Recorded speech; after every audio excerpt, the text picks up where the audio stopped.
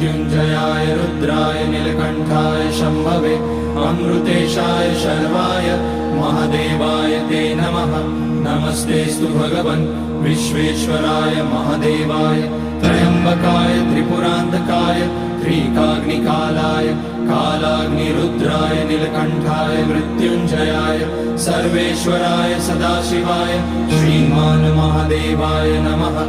ॐ नमः शम्भवाय च मयोभवाय च नमः शङ्कराय च मयस्कराय च नमः शिवाय च शिवतराय च।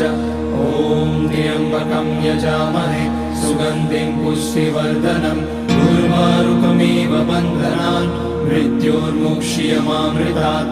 नागेन्द्रहाराय त्रिलोचनाय